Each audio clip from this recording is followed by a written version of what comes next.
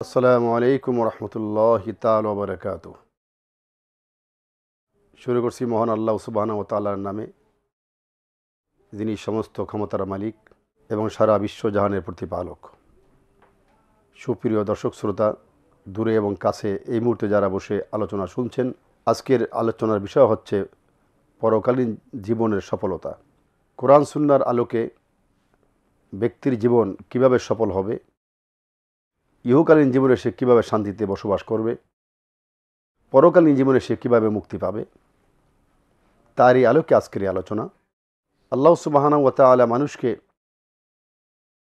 কোরআনে কারিমের ভিতরে যারা বিশ্বাসী অবিশ্বাসী সকল জাতির জন্যই কোরআন নাজিল হয়েছে। মহান আল্লাহ সুবহানাহু ওয়া তাআলা যুগে যুগে নবী রসুল পাঠিয়ে মানবতাকে এক আল্লাহর দাসত্ব করার জন্য, পরকালীন জীবনে মুক্তি পাওয়ার জন্য, সঠিক সফলতা, আসল সফলতা অর্থাৎ পরকালীন জীবনের শাস্তি থেকে বেঁচে থাকার জন্য আল্লাহ সুবহানাহু ওয়া তাআলা মানুষকে যুগে যুগে যেই বাণী দিয়ে পাঠিয়েছেন কোরআন। আমরা সকলে জানি 104খানা আসমানি কিতাব নাজিল হয়েছে। তার ভিতরে বিখ্যাত আছে তাওরাত, জব্বুর, ইনজিল, কোরআন। তাওরাত হচ্ছে সৈয়দনা মূসা আলাইহিস সালামের প্রতি নাজিলকৃত কিতাব, যাকে ইংরেজিতে বলে বাইবেল, ওল্ড টেস্টামেন্ট, বাংলা বলি বাইবেল পুরাতন সংস্করণ। এটারও 3টা ভাগ আছে, first part, second part, third part. First part হচ্ছে জব্বুর, যেটা সৈয়দনা দাউদ আলাইহিস সালামের উপর নাজিল হয়েছিল। তাওরাত দ্বিতীয় সংস্করণ, পুরাতন সংস্করণের দ্বিতীয় অংশ। লাস্টটা ছিল ঈসা মসির উপরে নাজিলকৃত ইনজিল গ্রন্থ, যেটাকে আমরা কোরআনের ভাষায় ইনজিল শরীফ বলি। এই সমস্ত ধারাবাহিক আসমানি গ্রন্থের জবনিকা টানা হয়েছে কোরআন দিয়ে। শেষ নবী মুহাম্মদুর রাসূলুল্লাহ সাল্লাল্লাহু আলাইহি ওয়াসাল্লামের উপরে নাজিল করেছেন আল্লাহ সুবহানাহু ওয়া তাআলা। মানুষ যেন এখান থেকে শিক্ষা নেয়, মানুষ যেন পরকালীন জীবনটাকে সাজাতে পারে, ইহকালীন জীবনের শান্তি, পরকালীন জীবনে মুক্তি পেতে পারে।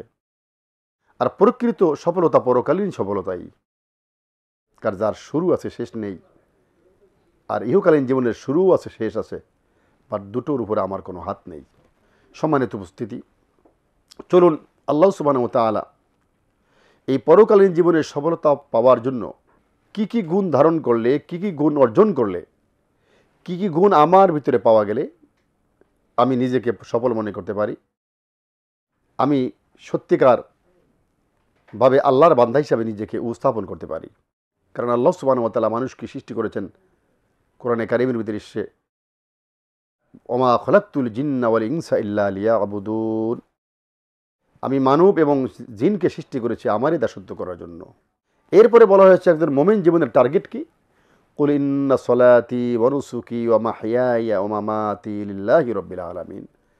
হে নবী, আপনি বলুন, ইন্না সলাতি, আমার নামাজ, আমার অল কাইন্ডস অফ প্রেয়ার, আমার সকল ধরনের ইবাদত বন্দেগী, ওয়া নুসুকি, আমার হজ, ওয়া মাহইয়ায়া, আমার জীবন, ওয়া মামাতি, এবং আমার মৃত্যু, লিল্লাহি রাব্বিল আলামিন, সব কিছু আল্লাহর জন্য, যিনি জগৎ সমূহের রব।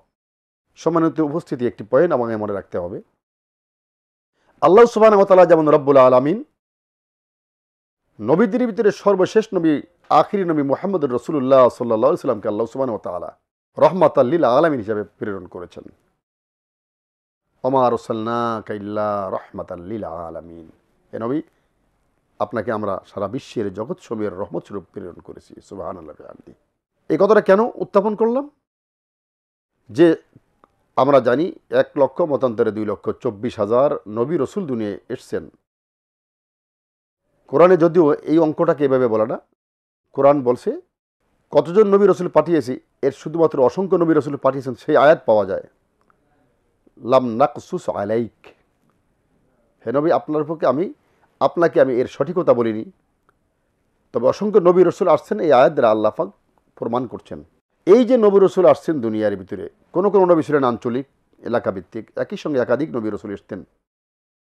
একই সঙ্গে একাধিক নবী রসুল আসার কারণে কেউ আঞ্চলিক নবী ছিলেন, কেউ প্রাদেশিক নবী ছিলেন। কিন্তু আমাদের নবী, শেষ নবী মুহাম্মদুর রাসূলুল্লাহ সাল্লাল্লাহু আলাইহি ওয়াসাল্লাম, আল্লাহ যেমন রব্বুল আলামিন সারা বিশ্বের জগতের রব, নবীকেও প্রেরণ করেছেন সারা বিশ্বের জগতের রহমত স্বরূপ। সেই নবীর উম্মতের দাবিদার হওয়ার পরে আমি যদি আমার পরকালীন জীবনের সফলতা না বুঝি আর আমি যদি চেষ্টা না করি, তাহলে আমার সফলতা কিভাবে আসবে? আল্লাহ মানুষকে সৃষ্টি করেছেন, তাকে পথ ও পদ্ধতিও বাতিয়ে দিয়েছেন। আমরা সূরা বাকারার শুরুর দিকে তাকাই। আলিফ লাম মিম যালিকাল কিতাবু লা রাইবা ফীহ। আলিফ লাম মিম, এগুলো আরবিতে বলে হুরুফ আল মুকাত্তাআত। এগুলোর অর্থ ব্যাখ্যা উম্মতের দরকার নাই। এজন্য আল্লাহ সুবহানাহু ওয়া তাআলা এটার ব্যাখ্যা করার প্রয়োজন মনে করেন নাই, যদিও পরবর্তী সময় মুফাসসিরিনে কেরাম সেটার ব্যাখ্যা করতে চেষ্টা করেছেন। কিন্তু আসলে আমি মনে করি এর প্রয়োজন নাই বিধায় আল্লাহ সুবহানাহু ওয়া তাআলা এটাকে স্পষ্ট করেন নাই। সামনের দিকে অগ্রসর হই। যালিকাল কিতাবু লা রাইবা ফীহ, এটি এমন একটি কিতাব যাতে সন্দেহের অবকাশ নাই। সুপ্রিয় দর্শক শ্রোতা, এই পয়েন্টটার উপরে একটু আমাদের আলোকপাত করা উচিত, একটু গভীরভাবে অবিনিবেশ সহকারে বোঝা উচিত। পৃথিবীতে যত বই পুস্তক আমরা দেখি, গ্রন্থ দেখি, এরা মানব রচিত।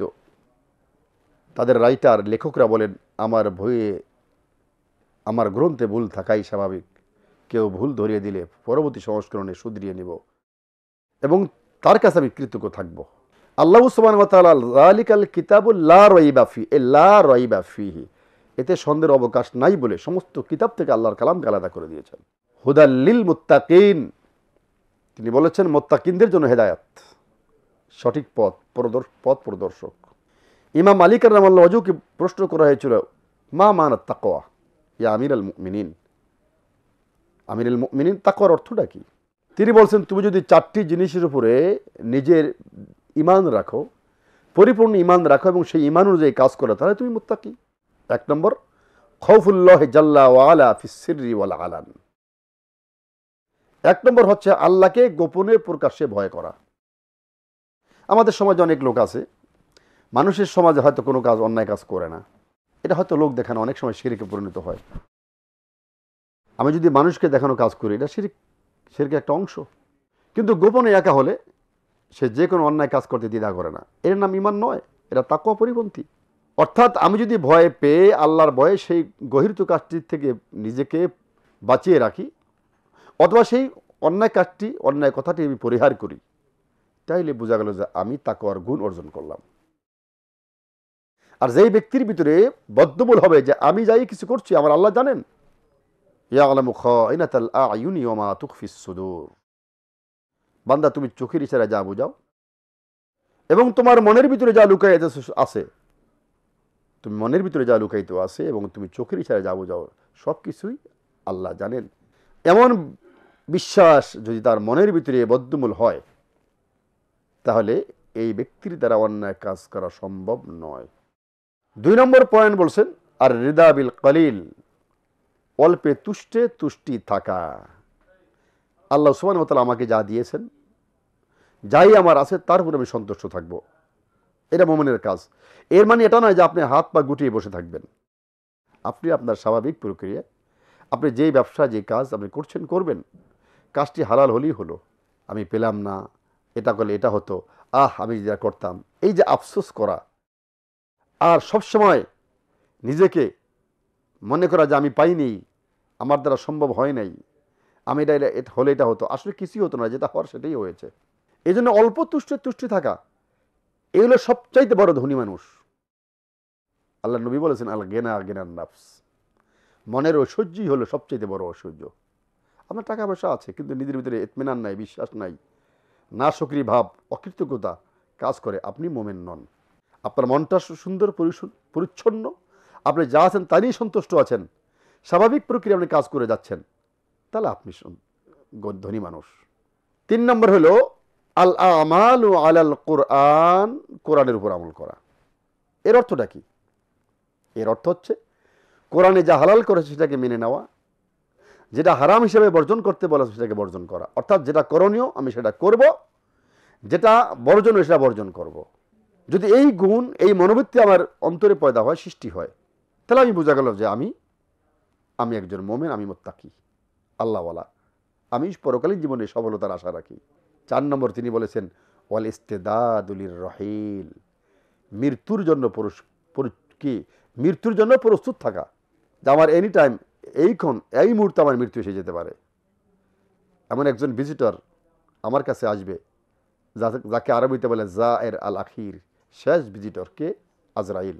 লাস্ট ভিজিটর টু মি, আমার দিকে আসবে, আমাকে অগ্রিম সময় দিয়ে আসবে না, বলে কয়েও আসবে না। তাহলে একজন মুমিনের জীবনটা হবে সর্বদা প্রস্তুতির নিয়ে তাকে থাকা, যে আমি যে অবস্থায় আছি, আমার জন্য মৃত্যু হলে আমি আল্লাহর সামনে যেন ধৃত না হই, আমি যেন ধ্বংস না হই, আমি এমন কাজ না করি, এমন কথা না বলি, এমন আচরণ না করি যার দ্বারা আমার পরকালীন জীবনের অন্ধকার নেমে আসবে।